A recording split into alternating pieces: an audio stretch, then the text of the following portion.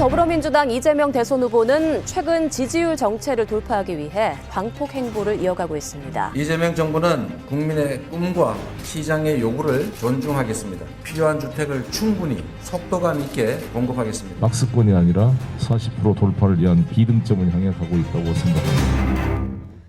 자, 대선까지 딱 45일 남았습니다만 대서판은 여전히 안개 속입니다. 어제 나온 두 개 여론조사 앞에서 보여드렸죠. 양강인 이재명, 윤석열 후보가 1, 2위 자리를 두고 앞서거니 뒤서거니 하는 모습을 보였는데요. 고민이 더 큰 곳은 민주당입니다. 추이를 보면 알 수 있는데요. 윤석열 후보는 상승세를 보이는 반면에 민주당 이재명 후보 지지율은 여전히 박스권에 갇혀 있는 모습입니다. 그래서 오늘은 민주당의 전략을 책임지고 있는 분 강훈식 전략기획본부장 초대했습니다. 만나보죠. 어서 오십시오. 네, 안녕하세요. 이제 한 달 보름밖에 안 남았네요. 정말. 어떠세요 요즘? 저희 뭐 계속 겸손한 마음으로 좀 초조하게 상황들을 바라보고 있고요. 아까 여론조사 이제 말씀하셔서 제가 말씀드리면 여론조사 심의위원회에 이제 등록된 게 439개 여론조사 기관인데 저희가 다 보니까 분석을 종합해서 보면 플러스 마이너스 1%짜리 대통령 선거일 가능성이 높아요. 그래서 선거가 완전히 붙어 있는 양상이고 저희가 이겼을 때도 뭐 소위 말하면 저희가 여론 지지율에 좀 앞설 때도 데드크로스다 후보부터 모두가 그렇게 이야기했지만 또 한 번도 저희가 앞서고 있다는 표현을 한 적은 없습니다. 조사의 지형 자체가 이번 선거가 그만큼 박빙이다 이렇게 봐야 되고 뭐 지금 또 뭐 방금 앵커께서도 뭐 이렇게 추격하고 있다 또 상대 후보가 많이 이제 올라오고 있다 이렇게 보는 추세를 말씀하셨습니다만 뭐 그럼에도 불구하고 저희가 뭐 지고 있다거나 또는 이기고 있다거나 생각하기 어려운 상황이다. 저희는 이렇게 보고 있습니다. 플러스 마이너스 1%짜리 선거가 될 거다라고 보신다. 그렇죠. 그러니까 그만큼 판이 요동치고 누구도 어느 쪽도 안심하고 말할 수 없을 선거라고 저는 끝까지. 봅니다. 자, 그럼 어제 발표된 두 가지 여론조사를 다시 좀 보면서 분석을 해보죠. 첫 번째로 CBS 의뢰로 서던 포스트가 1월 21일, 22일 이틀간 1,002명 대상으로 한 조사입니다. 이재명 34, 윤석열 32.5, 안철수 10.7, 심상정 2.2. 그리고 KSOI 자체 조사인데요. 1월 21일, 22일 1,000명 대상으로 한 조사. 윤석열 43.8, 이재명 33.8, 안철수 11.6 이런 순서대로 나왔습니다. 그 사실 윤 후보가 바닥을 한번 세게 쳤잖아요. 네. 근데 그 세게 쳤을 때도 이재명 후보는 크게 반등하지 않았어요. 그래서 이제 다들 박스권에 갇혔다 이런 말 하는데 제일 큰 이유는 뭐라고 보세요? 아니 근데 그거는 약간 오해도 있으신 것 같아요. 그래요? 무슨 말이냐면 지난 대통령 선거의 촛불 전국에 문재인 대통령이 여론조사 지지율을 40% 넘은 적은 없어요. 아, 그렇습니까? 네. 그리고 그때도? 예, 그때도. 그러니까 우리가 오해하고 있는 거예요. 그래서 그때 최종 득표율이 41%, 42% 정도 되셨어요. 그러니까 39%, 8%까지 나오셨는데 40%는 넘은 적이 없습니다. 그때도. 그러니까 그리고 두 번째는 이게 양자 대결 구도로 보면 이게 한 46, 7% 정도 해당되는 숫자입니다. 그렇습니다. 40%라는 것은. 그러니까 그렇기 때문에 다자구도에서 40%를 박스권이라고 부르는 것은 좀 잘 이해하기 좀 쉽지 않고 물론 조사에 따라서 오를 수도 있지만 그런데 그런 것을 갖췄다라고 표현하는 것보다 다자구도는 좀 불가피한 거고요. 중요한 건 이제 상대가 있으니까 상대와의 경쟁 관점에서 보는 게 더 중요하다고 보는데 그런 것이 지금 아까 말씀드린 것처럼 초박빙으로 붙어 있다 이렇게 보는 게 맞는 것 같습니다. 아니 근데 사실은 윤석열 후보가 바닥을 쳤을 때 안철수 후보만 없었으면은 이재명 후보 쪽으로 많이 더 갈 가능성은 있었잖아요. 네, 저희가 뭐 더 노력해야 되는 부분인데요. 그 부분이 어떤 요구냐면 안철수 후보에 대한 포인트들은 민주당이 좀 반성하고 혁신해야 된다라고 하는 분들이 지난번 총선에서는 민주당을 지지했었는데 지금은 좀 마음이 내가 생각이 좀 달라졌어 하시는 분들도 있거든요. 근데 그분들이 윤석열은 내가 차마 지지는 못하겠고 하신 분들이 이제 안철수 후보를 지지했다고 저희는 분석하고 있어요. 윤석열 후보는 안 되겠어라고 하지만 이재명 후보 생각하면 민주당 정권 교체 민주당은 좀 바꿔줘야 되는데 아직 좀 덜 바뀌었어 이렇게 보시는 분들이 안철수 후보에 가 있는 거다. 저희는 이렇게 분석하고 그렇게 분석을 있습니다. 하세요. 그럼 어떻게 하면은 그분들을 민주당 쪽으로 끌어올 것인가 이 고민을 전략본부장은 하고 계시겠군요. 그렇습니다. 네. 알겠습니다. 데이터 하나 더 보겠습니다. 양 후보 모두 녹취록이라는 변수가 터졌어요. 그런데 보면은 두 후보 모두 녹취록이 영향을 미칠 것 같다가 60%대. 저희가 화면 좀 보여드리겠습니다. 거의 같아요. 이재명 후보의 형수욕설 녹취 파일 공개가 어떤 부정적 영향을 미칠 거라고 생각하십니까? 라고 묻자 영향 미칠 거다가 63.3%, 영향 없을 거다라고 보시는 분이 33.1%. 윤석열 후보 것도 보겠습니다. 윤석열 후보의 경우는 무속신앙과 관련된 것들 60.7%가 영향 미칠 것이다. 36%가 영향 없을 것이다. 이거 결국 상세잖아요. 이렇게 되면은. 그렇게 볼 수도 있고 저희는 저것이 이재명 후보 같은 경우에는 8년 전부터 계속 선거 때마다 나왔던 내용이거든요. 그래서 사실은 여론조사 지지율에 반영됐다고 보는 것이 좀 더 정확합니다. 이미 반영됐다. 이미 반영됐다. 8년 전부터 나왔던 8년 이전의 일이고요. 계속 선거 때마다 저희 이야기만 몇 번씩 반복됐던 문제이기 때문에 저희로서는 반영된 것으로 보고 있고 윤석열 후보는요? 다만 김건희 씨 배우자와 관련돼서는 매일 새로운 것들이 나오고 있는 상황이잖아요. 지금. 그래서 저건 현재 진행형이기 때문에 저는 특히나 결국은 이제 무속 관련된 문제가 오미크론이 확산되면 굉장히 불리하게 작용될 수 있습니다. 그게 무슨 말씀이에요? 이게 이제 잘 이해 안 가실 수 있을 텐데. 오미크론하고 무슨 상관이에요? 그렇죠. 미국이 네. 가장 의료 기술이 발달한 나라고 우리가 코로나와 관련해서 모든 컨펌을 FDA에서 받아야 되는 이런 상황이잖아요. 그렇죠. 그럼에도 불구하고 미국에서 코로나19 환자로 사망자가 제일 많은 나라가 미국 아닙니까? 그렇죠. 그중에 가장 중요한 미국 시민들이 가장 중요하게 봤던 것은 트럼프 대통령이 미국 사람들의 미신, 오래 내려오는 관습, 마스크는 환자만 쓰는 거다라는 걸 굉장히 강하게 믿었던 거예요. 초반에 그랬었어요. 초반에 그랬습니다. 네. 그래서 본인은 마스크 쓰지 않아요. 병 걸리지 않았으니까. 이게 국민들한테 굉장히 잘못된 시그널을 줬었습니다. 그래서 초반 확장에 코로나19를 확장시키는데 굉장히 큰 영향을 미쳤거든요. 그래서 결국은 그런 미신, 주술을 믿는 사람들에 대해서 평가하고 투표로 심판한 것이 바이든 정부의 등장이란 말입니다. 근데 지금 우리 오미크론 확산되면서 네. 소위 이제 저는 거의 주술 대통령이라고 보는데 후보가 주술 대통령 후보에 대한 불안감은 굉장히 좀 커질 수밖에 없을 거라고 봅니다. 그리고 실제로도 그 건진법사라는 분은 산채로 소를 껍데기를 벗겨놓고 무슨 제사를 지냈다는 거 아니에요? 그분이 속한 종단에서 그런 행사를 했었다라는 그래서 보도가 그런 분이 있죠. 캠프에 중요한 역할을 했다라는 것들. 아니 중요한 역할을 했다는 걸 국민의힘은 부인하고 있습니다. 부인하고 있으니까 어쨌든 저는 그 부분에 대해서 의혹을 본인들이 명백하게 밝히지 않으면 우리가 지금 오미크론이라는 이런 확산의 비상 상태를 차기 대통령 정부의 지도자가 어떤 관점으로 보는지에 대한 굉장히 두려움이 들 수 있다라고 좀 봅니다. 그렇게 연결하면 이제 오미크론 확산이 윤석열 후보에게 더 안 좋게 되겠죠.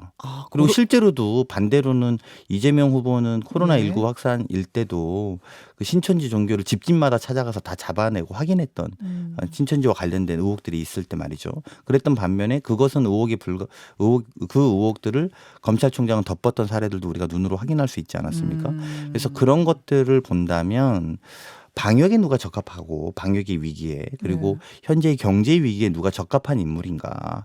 더 나아가서 국정운영 이렇게 불안정한 국정운영을 누가 맡을 수 있는가라고 봤을 때 현재 나오는 주술 논란이 굉장히 악영향을 현재 진행형으로 미칠 수 있다. 그래서 여론조사도 반영될 수 있을 거라고 저는 봅니다. 그렇게 보시는군요. 원래는 방역 비상이 걸리면 그리고 코로나가 확산이 되면 정부 여당 쪽 책임론이 강해져서 더 어려워질 것이다라고 분석하기 마련인데 오히려 강훈식 본부장은 주술 논란이 끼어들면서 다른 양상일 수도 있다고 네, 그렇습니다. 거예요. 그러니까 다른 것보다도 그런 문제가 존재할 알겠습니다. 거라고 봅니다. 자, 그럼 이제 상대 후보가 못하기만 바라서는 안 되고 자당의 후보가 잘할 수 있는 비책들도 고민하고 계실 텐데 어떤 전략 가지고 계세요?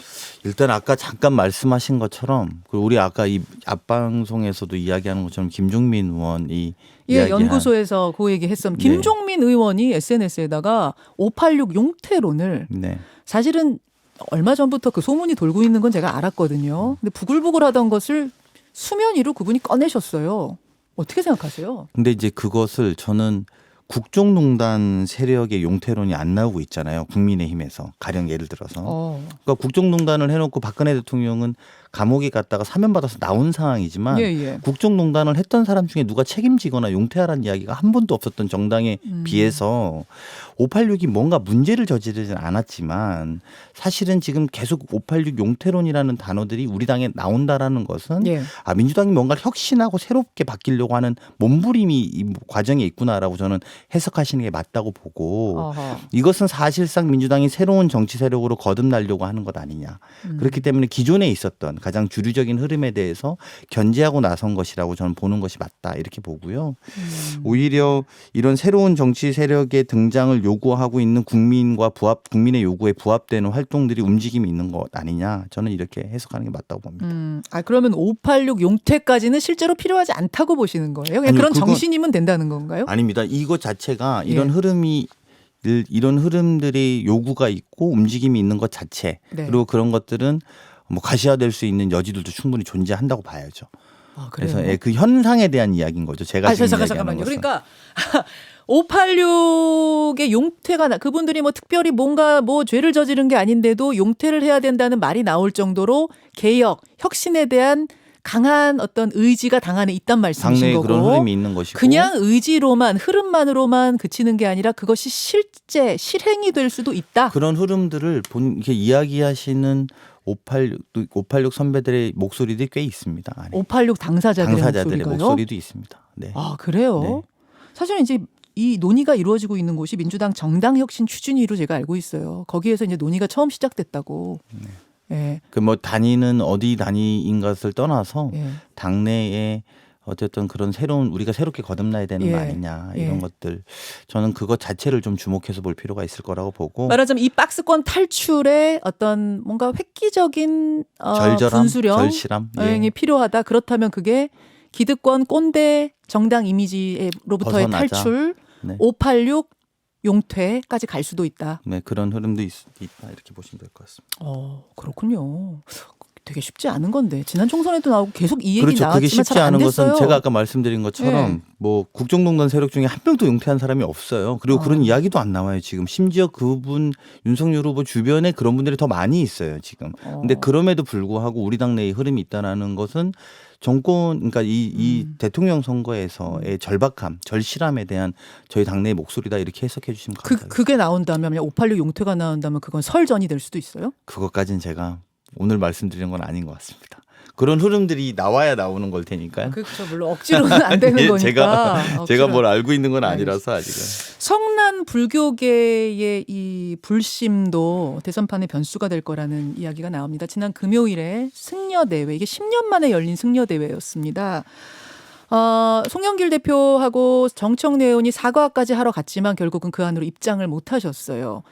어떻게 풀려가고 있는 겁니까? 그냥 뭐 이 답보 상태입니까? 이번 과정에서 우리 당은 불교계가 이제 마음이 오랫동안 닫혀 있었다. 그리고 마음이 많이 불교계에 계신 승려분들께서 상처가 많으셨다라는 걸 확인하게 됐습니다. 예. 그래서 뭐 그런 마음들을 당 대표와 정청래 의원 등이 이제 사과하고 절절하게 다가가고 있는데요.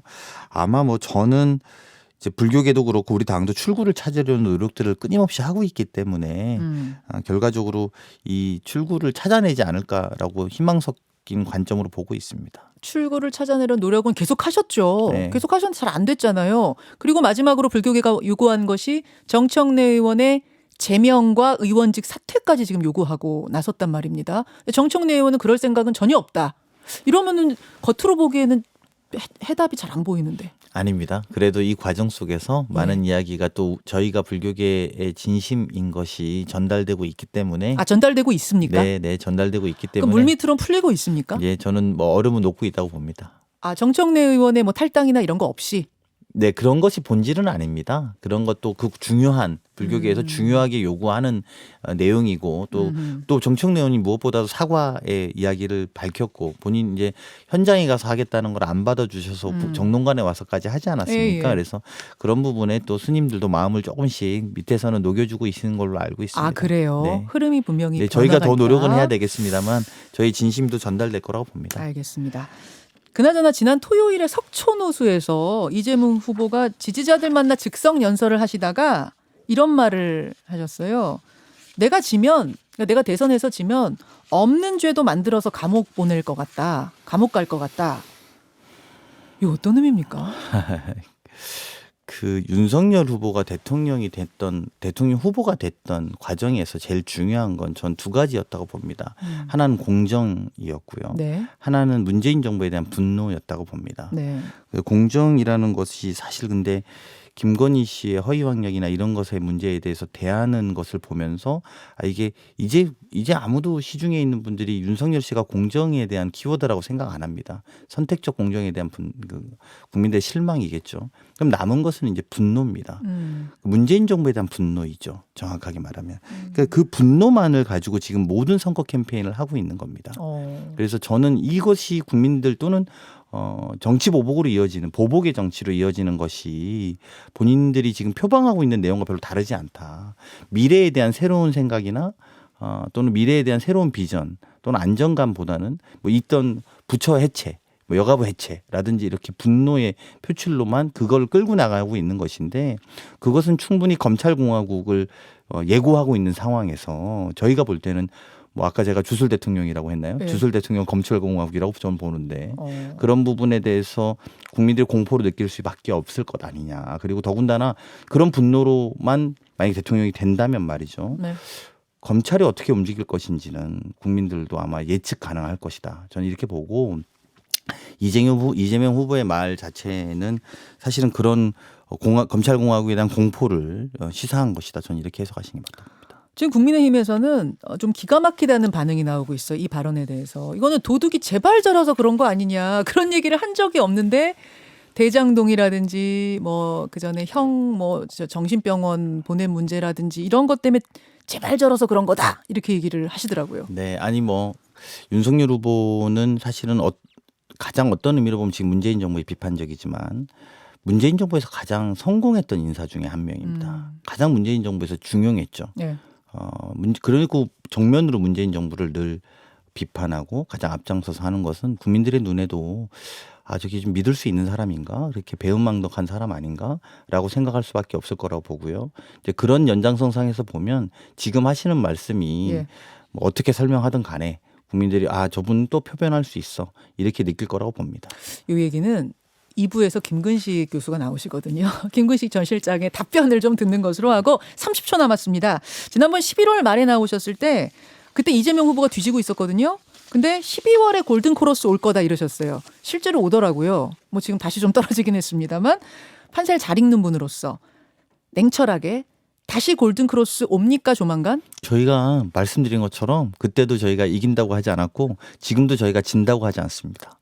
저는 이 선거 끝까지 누가 절박하고 진실한가의 네. 대결이고 적어도 저희 후보가 훨씬 더 진실하고 또 절실하게 이 선거에 임하고 있다는 점을 국민 여러분께 보고드리는 걸로 대신하겠습니다. 진짜 판세를 함부로 말하기 어려운 상황이라는 걸 강훈식 본부장과 이야기하면서 느낄 수 있네요. 오늘 여기까지 말씀 듣겠습니다. 고맙습니다. 네, 고맙습니다. 예, 민주당의 전략기획본부장이세요. 강훈식 의원이었습니다. 김현정의 뉴스쇼는 청취자 여러분의 참여로 이루어집니다. 트위터, 페이스북, 레인보우 게시판, 그리고 단문 50원, 장문 100원의 유료 문자 샵 1212, 우물정 1212 통해 참여하실 수 있습니다. 김현정의 뉴스쇼, 여러분과 함께 만듭니다.